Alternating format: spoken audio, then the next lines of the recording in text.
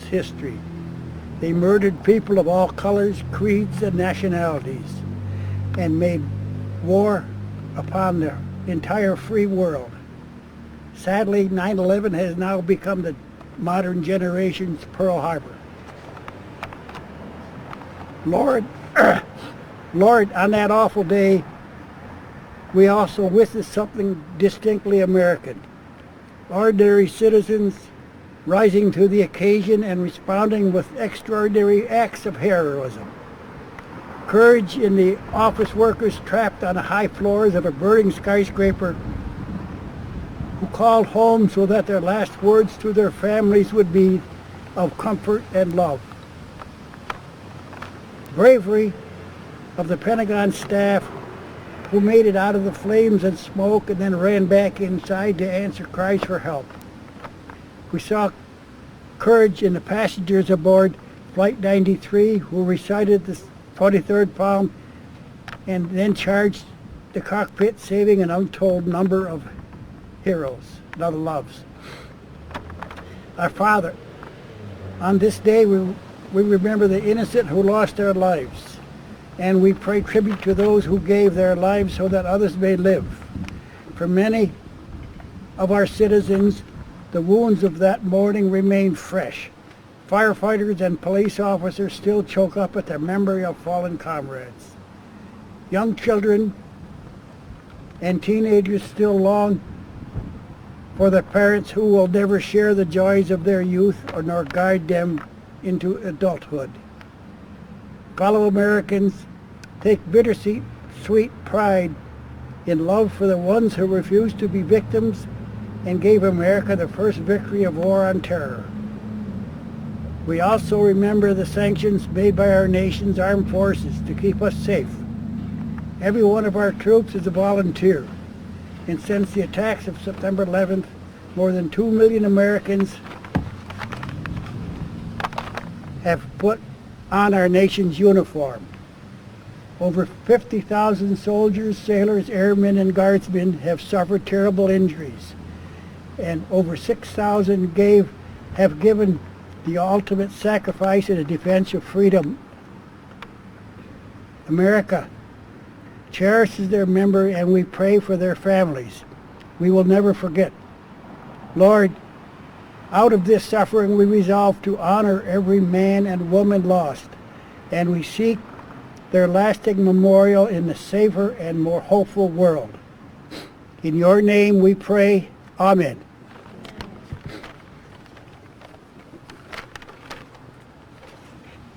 We now have the 8th Chautauqua County Legislature, 8th District Chautauqua County Legislator Bill Ward.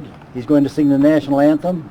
Any veteran, they changed the rules and regulations. You can salute without having a uniform on. So any veteran, I encourage you to salute the colors of our nation. And when he gets done, then we will we'll sit back down and enjoy. Bill? Thank you. We got a salute.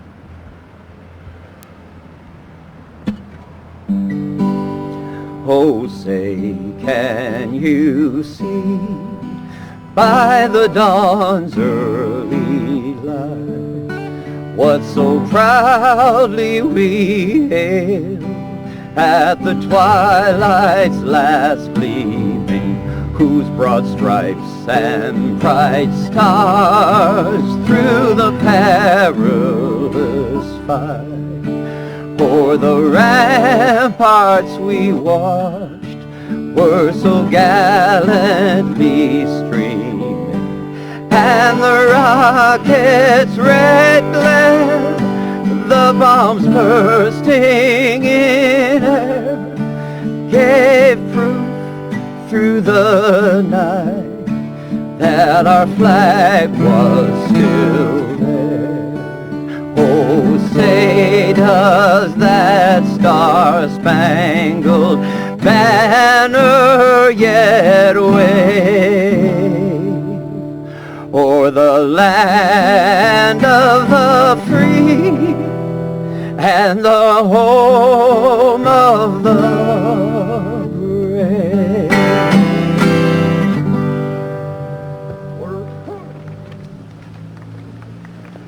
Thank you, and take your seats.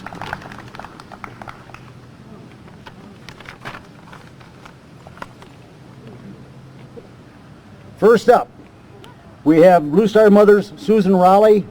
Susan has done this job forever. She does a fantastic job. She supports all of our troops near and far. It's amazing the job that the Blue Star Mothers do. Susan?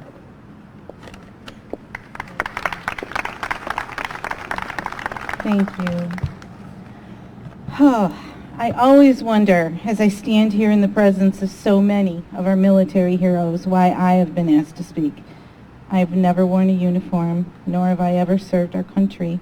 However, I am honored to have been chosen to speak on behalf of the military families in our area. I can honestly say that for all of us, these past 20 years have been very difficult. My son has served for the past 16 years and continues to serve today.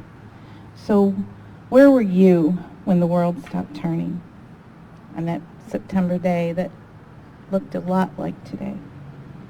20 years ago. We all remember the moment that we heard about a plane hitting one of the towers of the World Trade Center. I was with my then 19-year-old son, my oldest, and with the realization that it was a terrorist attack on our nation the moment the second plane hit, I sank into an emotional mess, knowing that one of my sons, perhaps both, would feel the need to answer the call and would join the military and be going off to war to fight terrorism. After the events that have recently taken place in Afghanistan 20 years later, I knew I would be hard-pressed to find the words when I was asked to speak today. I just didn't have them in me.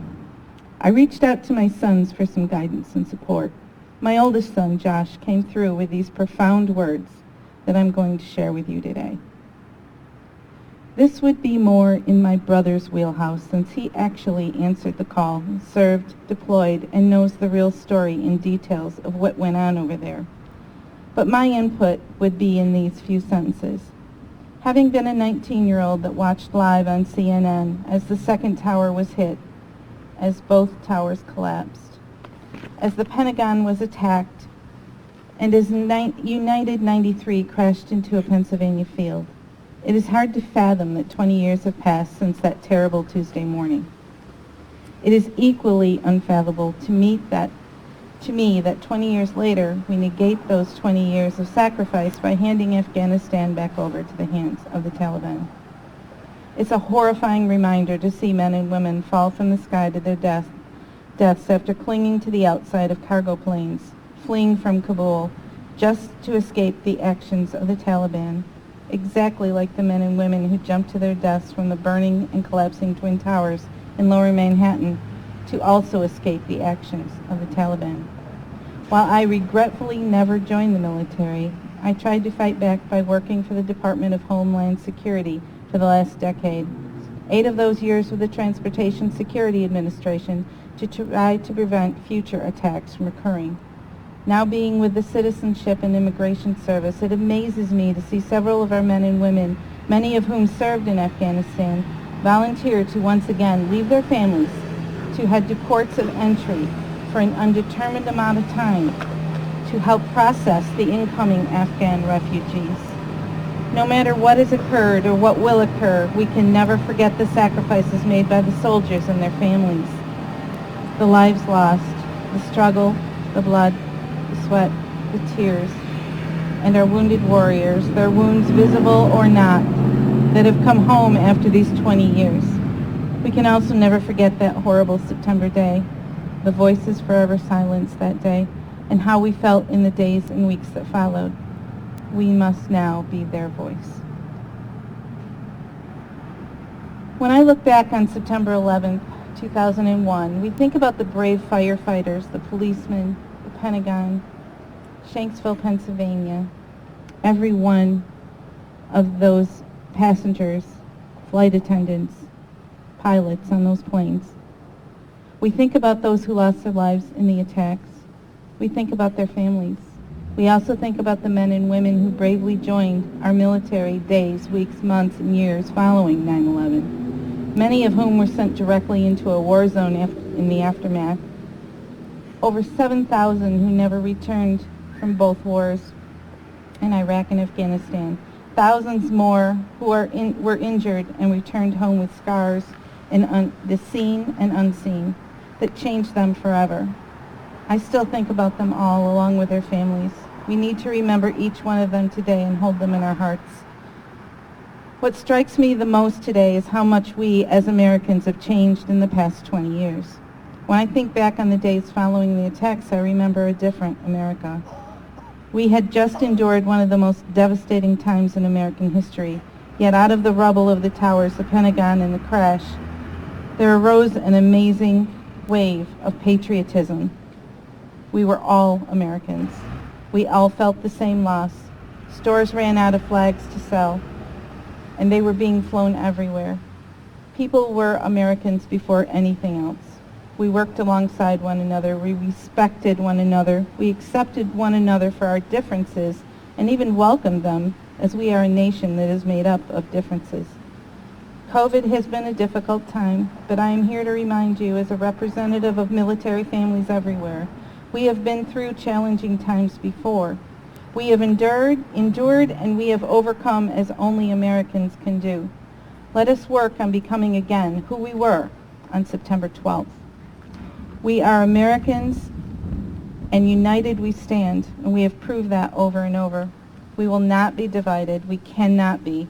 It's up to all of us to make sure that doesn't happen. Our flag stands for freedom. Our fathers, our mothers, our sisters and brothers, and our children have fought and are still fighting for freedom.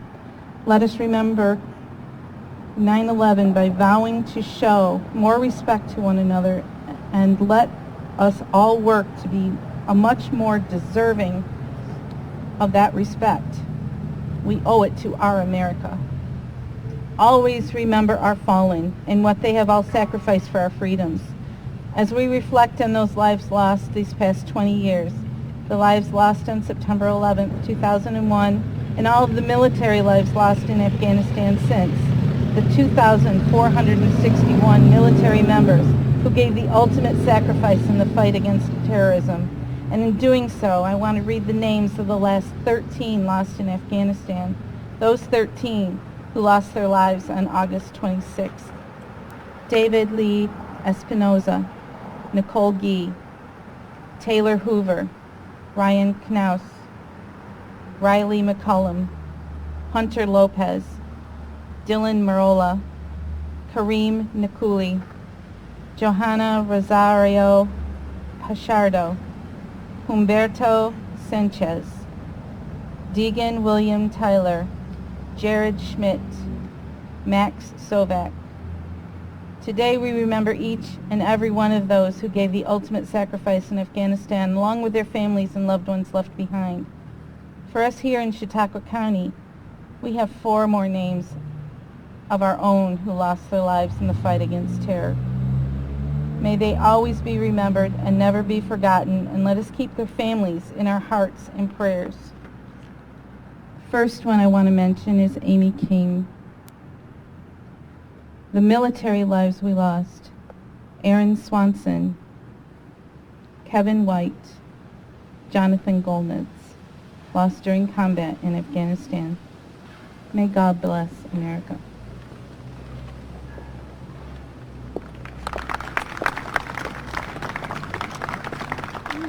Thank you, Susan. Anybody that doesn't know what the Blue Star Mothers do, the last couple of years that I know of, they've sent at least 1,500 packages to deployed service people all around the world, and they normally target it for Christmas time. They do a mailing also, or they send the boxes out around Easter also, but the big one is in Christmas time. When is it? December 4th. Anybody who wants to help? The Flavanna Community Community, we'll get it straight. The Flavanna Community Church at 9 a.m. Next up, the current American Legion commander, new kid on the block, Roger Bingham. Roger is from Roger, oh my goodness, wash my mouth out. Roger is from Falconer American Legion. Roger, please come up. Don't hit me. Forestville's a nice place too.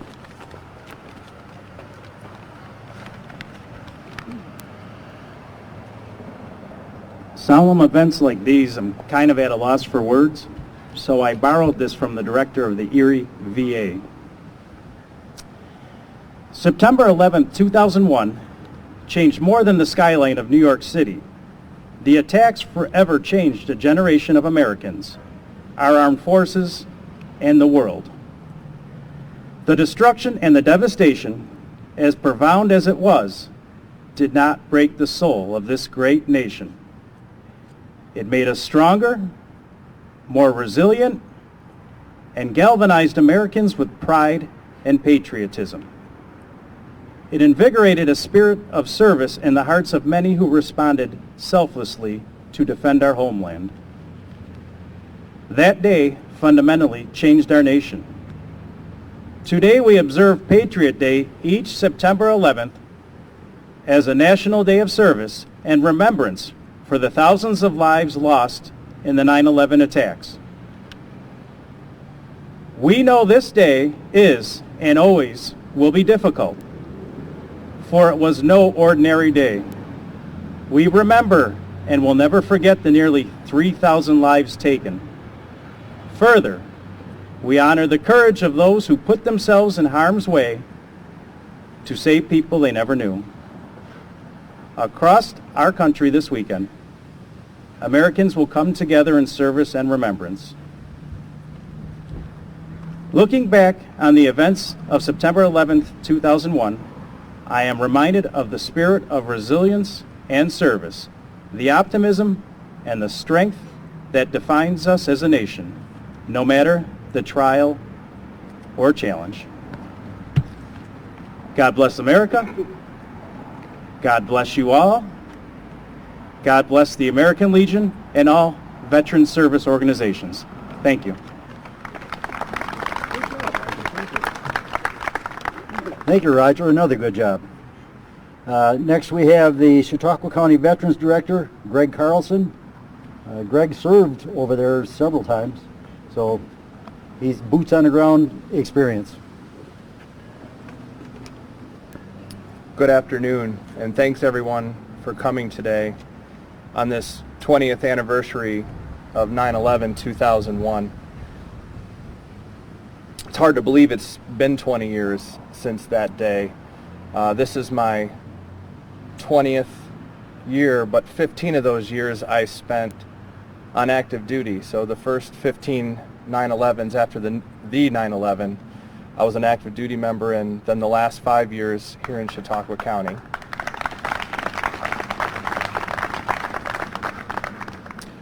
And I don't know that I can capture quite as well as Sue and Roger just did everything surrounding that. But what I can surely say is that on that day, 9/11/2001, we saw the definition of heroism. In today's politically correct world where so many words are taboo, one word that is thrown out over and over again is hero.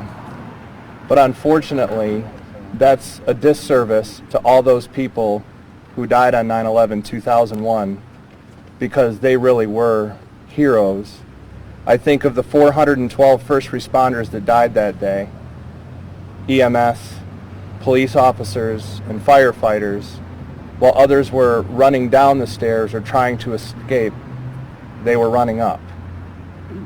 That's what service and heroism truly looks like. In addition to those 412 that had taken an oath to do that, so many more stories of heroism from everyday citizens who were in the towers. As people were escaping, they would say, there was a man or a woman, they helped me up, they helped me out, they dug me out of a place somewhere in the building, I hope they're okay. And unfortunately, 2,997 were not okay. So if we can honor them, I think we need to remember all of those people who truly are heroes and not water down that word, and make sure we remember them every year, every 9/11, and what they sacrificed and what they did. And I know, on a personal note, President Reagan once said, our freedom is very fragile. We're never more than one generation away from its extinction. And I don't like to think that it's extinct yet, but I do think that when we're in schools and when we're in colleges, we need to be teaching our students about those heroes. And I think all the professional athletes out there need to do the same way they did in 2001 when they had New York Fire Department hats on and the names of service members and the names of police officers and firefighters on their helmet instead of what we see today. We need to start recognizing and remember our real heroes, and remember how lucky we are to live here. My last job in the military before I retired, I was an advisor, boots on the ground in Afghanistan. And so many of our Afghan partners risked their lives to help us. As a matter of fact, they couldn't even live out in the community with their family and friends. They lived with us on base. They were our interpreters. And we asked them, why would you be willing to risk your lives? And it was to come to America. Those people just know the special privilege that we have being born here and living here. And they were willing to risk their own lives and leave their own families and leave their homeland to have a little bit of what we have and we enjoy every day. And Sue mentioned the vision of those Afghans holding on to an American C-17 because they were willing to risk that, to take that chance to have a little piece of what we get to enjoy every day. I thank you all for coming here to remember those we lost on 9/11/2001 and honor their lives and honor their memories. God bless you and God bless America.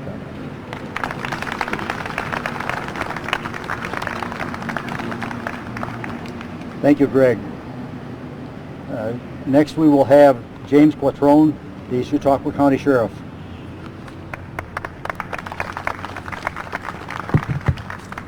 Thank you. And I apologize to begin with by saying I did not do a prepared speech. And I say that because I wanted to hear what some of the other speakers, and I truly am honored to be here with so many veterans that I had a chance to talk with some prior to this service today.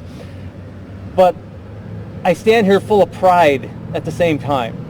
And I know sometimes pride is a bad thing, but when I think my father being a Navy veteran, my brother being a retired Air Force veteran, my son serving currently in the U.S. Army.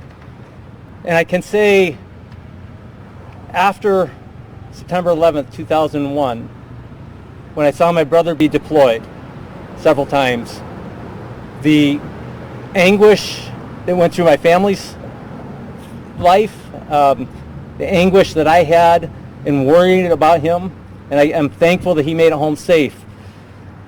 This year, with the incidents that had gone on in Afghanistan, I feared that my son would be deployed, and some of his friends and co-workers and fellow servicemen were deployed as he stayed back. And to him, that hurt, that he had to stay back instead of being there with his co-workers. But we're here today to remember, and as Susan said, and never to forget. I'm thankful to look around and see the different generations here. I'm thankful to see some of our young people that are here, because as we talked at the beginning and before the service, is not enough of this is taught, not enough of 9/11 and the service and the honor that we serve in the U.S. We have to teach it in our schools, and I'm thankful I talked to one young lady that her school was teaching it.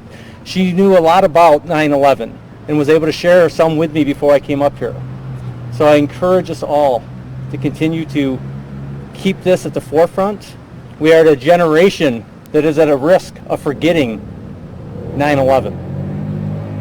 As I was sharing with one of the reporters today, As I was growing up, I'd hear people talk about the assassination of Kennedy and hear people say, where were you on that fateful day? And I looked at them strangely because I didn't know what they were talking about sometimes. But now I'm seeing the same as we hear young people and we ask, what were you doing on 9/11 20 years ago?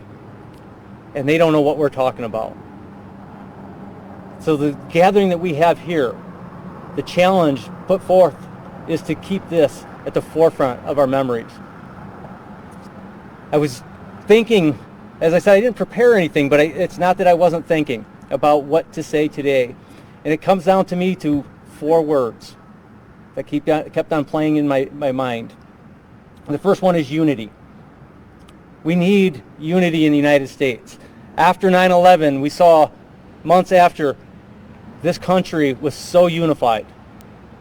I fear today we see a lot of division over sometimes serious things, sometimes not so serious, but we need to come together as a country. We need to come together because of our differences. This country is built on differences, and we need to continue to embrace them and have a unified front. The other word is love. And I truly believe when we looked at those who served, those first responders, those military officers who put their lives on the line, I'm reminded in John 15 that no greater love is there than when somebody puts their life on the line for those they love. And that's something we need to continue to do. And then the all too, we hear this a lot, and it's a great, maybe rally, let's roll. And I say that as we think of Flight 93, and as they defended our country to reduce the number of deaths, they rallied, let's roll. And that's my challenge, is let's roll and continue to build the unity in this country and set our differences aside. Thank you.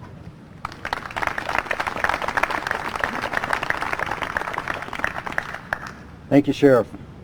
Next up we have our County Executive, P.J. Wendell.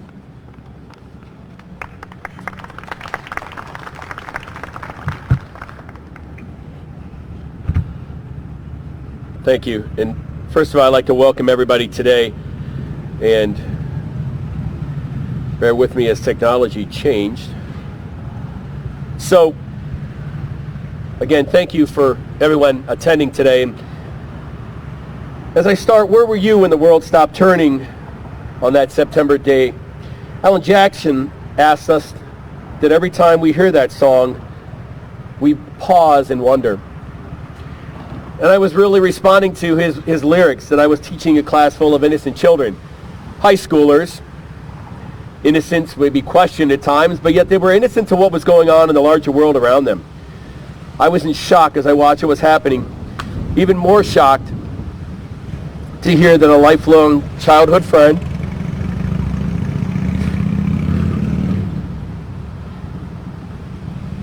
was aboard that plane that fateful day. I watched as the towers fell, realizing that 343 members of the FDNY, many of whom I learned from, and as Dave Norberg stands here, were trained by, 412 first responders, those including from FDNY, lost their lives, running in while others were running out. But we emerged on September 7th strong, a United States of America. Today, take time to remember those who were taken from us 20 years ago. To many of the families, it was only yesterday. We need to unite. We need to put our differences aside, increase our tolerance, and embrace the United States of America. That was the easy part. As I was getting ready for today, I went to breakfast and ran into a friend who had his FDNY 20-year commemorative shirt on, who by chance didn't go to work that day, who would have worked in the World Trade Center, who is here today because of a change of plans that he made that saved his life. And as I was getting ready, and I checked my emails. I got a message. Longtime friend, very dear to me, asked me, I'm sorry, would it be okay if we attended today? So we wouldn't shock you if you looked up and saw us standing there. That individual is Kelly King Work and her mother Susan, the sister and mother of Amy. Amy's flight, we see time and time again, is that second plane that crashed into the World Trade Center. Every year is a challenge. So if we could just recognize Amy and Sue, who are here today.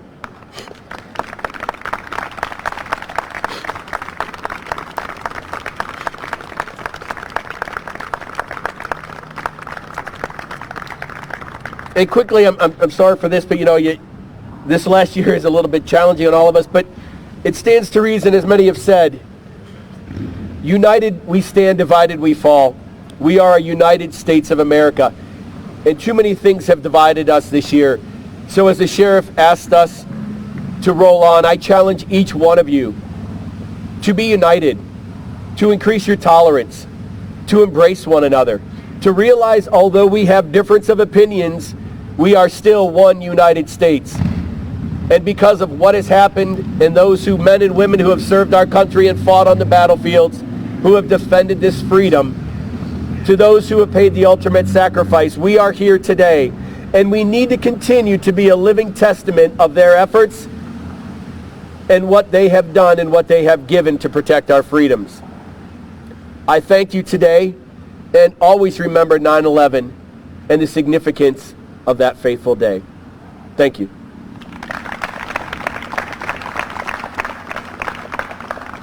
Thank you, PJ.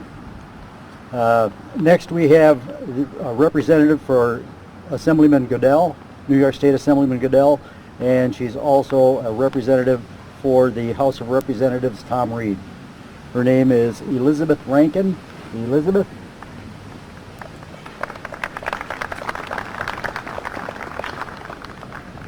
Thank you. Hi, everybody. First, want to pass on greetings from Congressman Tom Reed, who had a conflict and couldn't be here, but he wants you to know that he is standing here with you. He's standing with all of you to remember the fallen, to send strength and comfort to their families, to honor the first responders and the military who were there and all the volunteers, and to say that we will never forget. He wants to pray for peace, understanding, and to remember how, as a nation, we do our best when we stand together. That's respectfully from Congressman Tom Reed. Thank you. And I know that Assemblyman Goodell would want me to start by addressing the military who are here, the veterans, and all the first responders to say thank you from his heart. That's so important to him. So that's the first thing I want to say on his behalf. I know I do remember where I was in 2001 on 9/11, and I remember the wind blows the papers around. I remember looking back at the pictures and the videos recently to get ready for this 20th anniversary.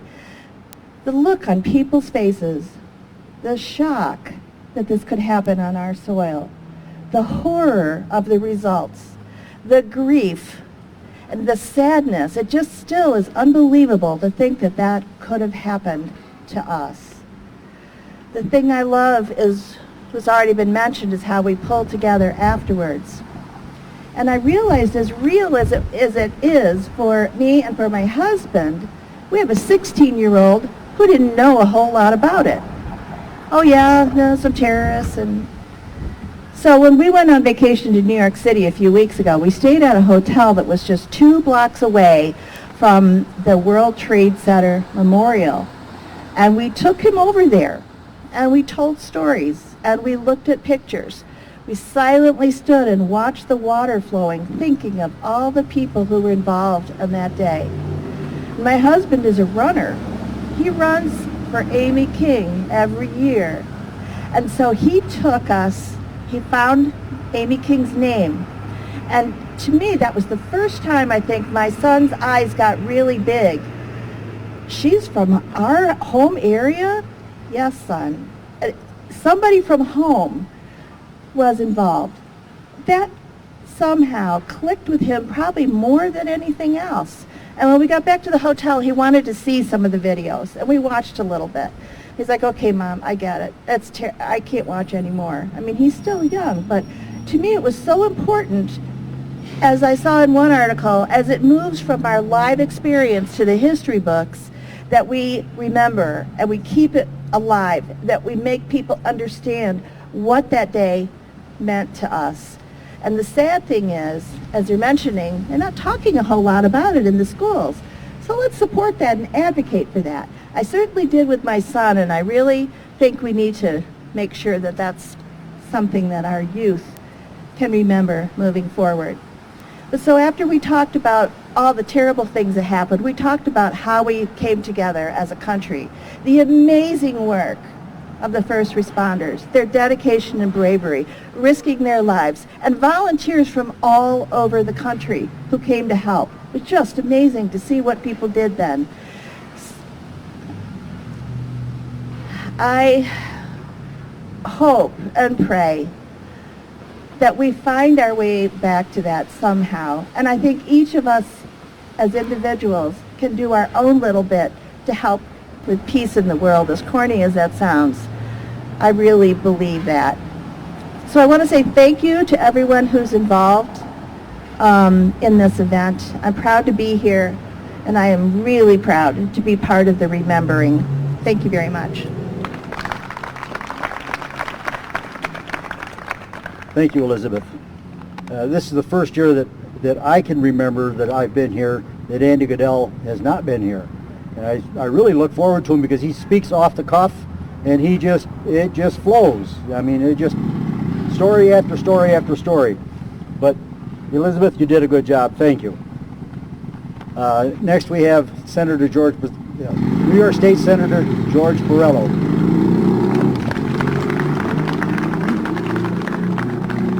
Good afternoon, everybody. Thank you all for being here. This is a solemn day. We've heard from so many people about how this touched them. You know, when I first got here, I walked up to Bill Ward, and he said to me, "Where were you?" I knew what he meant. I knew he didn't mean, "Where were you before here?" He meant, "Where were you on 9/11?" Because for us, and for many of us in the crowd, we will never forget that day. We lived it, and sadly, we lost so many. 2,996 families lost their loved ones. Of those, 412 first responders, and since then, so many that have given their life in military service defending our freedom and our homeland, and those who've succumbed to disease as a result of the rescue efforts. We have lived it as a people and a nation. Unfortunately, we are getting further and further away from that day. And as Elizabeth pointed out, her 16-year-old son, or my nieces and nephews that I've talked to, for them, it's not a memory, it's a story. It's a story that we are not telling enough. You know, it's a cliche, but it's true. Those who do not learn from history are doomed to repeat it. But in this case, there are those who hate this nation that realize that we are not remembering this day and what the consequences were. And that frightens me. One of my colleagues, Senator Rob Ort, he enlisted in the Army Reserve, National Guard, because of 9/11. In the wake of 9/11, he said, like so many thousands of others, I'm going to step forward, serve my country. We have those memories. If our children do not understand, it puts our nation at great risk. And what has everyone said? We have to all remember. We have to teach. They have to understand. But it's also about the resiliency of our nation. We did rise that day. Even though we learned that we were not invincible, we did learn that we were resilient. Even though we lost lives and we mourned those losses, we stood up as a nation together, realizing that we all bleed red no matter what the color is on the outside. Those days are gone also. And perhaps the most poignant example, unfortunately, of the war on terror and how it has kept us safe for the last 20 years is the unfortunate way that we have exited Afghanistan. These are the lessons that need to be taught, because now those children that were very young are now serving in government. They're making decisions that impact the safety and security of the United States of America, of people right here in Chautauqua County. They need to understand. And it's obvious by some of the actions we've seen recently, they do not. So it's incumbent upon all of us to ensure that they do remember, that they do understand, that the impacts of their decisions are real, and that we need to be united in the United States of America once again. May God bless America and all those that serve. Thank you.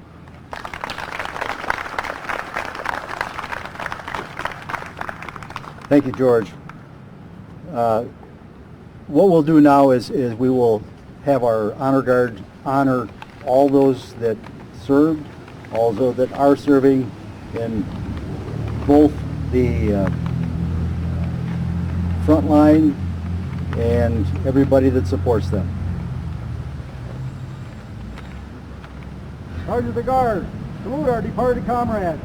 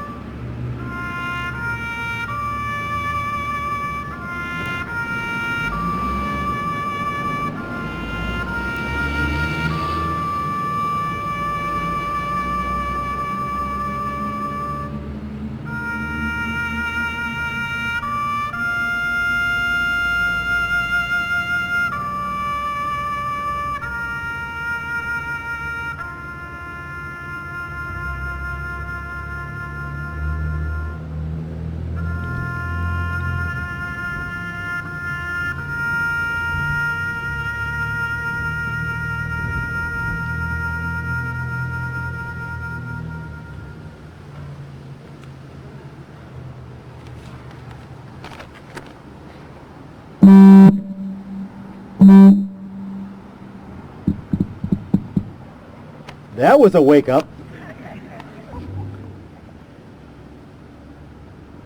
Now we will have Stan Kosky do a benediction. No, I'm not going to do that. What I'm going to do now is, we haven't had a moment of silence yet. If everybody could give a moment of silence and just reflect upon where they were and what they did, and all of those that protected the United States and those that we lost on 9/11.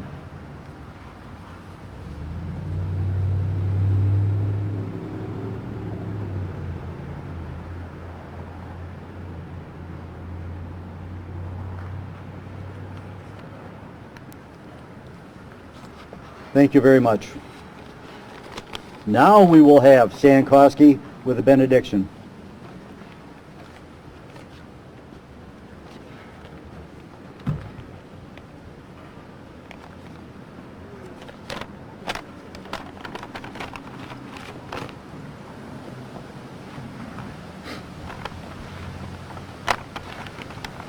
Gracious God, today we come before you with heavy hearts as we remember the events of 9/11. For years, these numbers simply meant a call for help.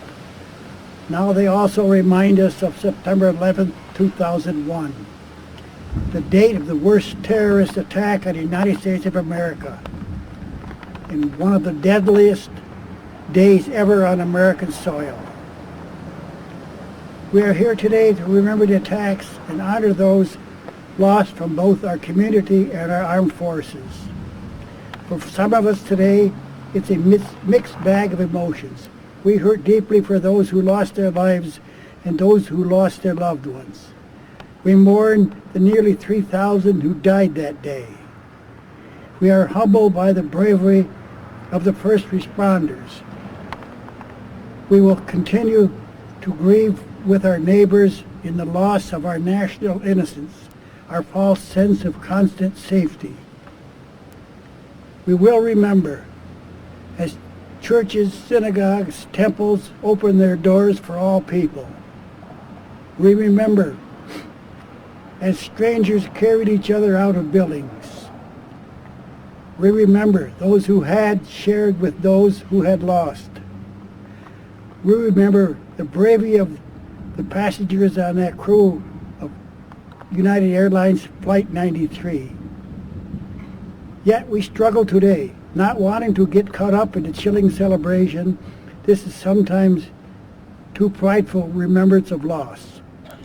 Lord, we still remember how the world responded, supporting us and even declaring us one people. God of all people, teach us to be patriotic but humbly so. Teach us to see the frailty, beauty, and valor of life in light of this tragedy, rather than using it to elevate trivial differences to the heights of decisive reason and hatred. Remind us that the way the true heart of our nation's people was revealed in open doors, open hearts, and open arms. We may never forget that on that day we did not focus on nationality, wealth, race, or education. We focused on humanity and love for our fellow Americans. Lord, call us back to that place in our hearts. Instill us the deepest sense that to be that people once again. We lift up to you all those who even today, 20 years later, suffer from the loss. May we continue to heal and help each other, just as we did that day. Amen.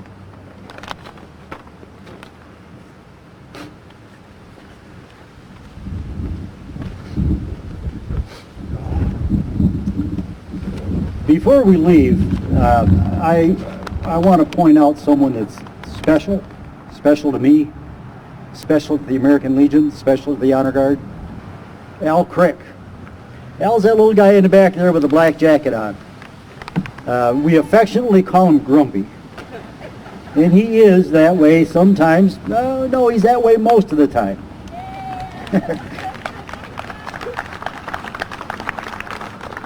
Al is the one that organized this 20 years ago, and he's organized it for 20 years since then. Al is the one that got this monument created, and Al is the one that got this placed here. Al has taught me an awful lot.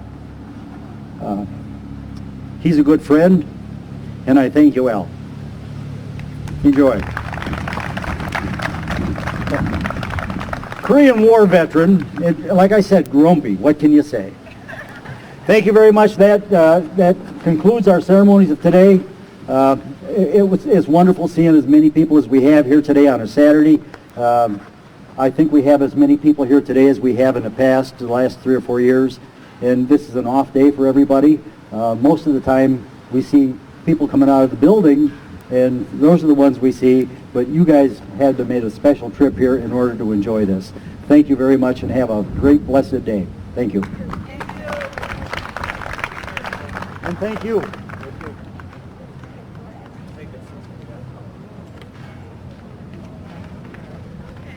I don't know whose that is.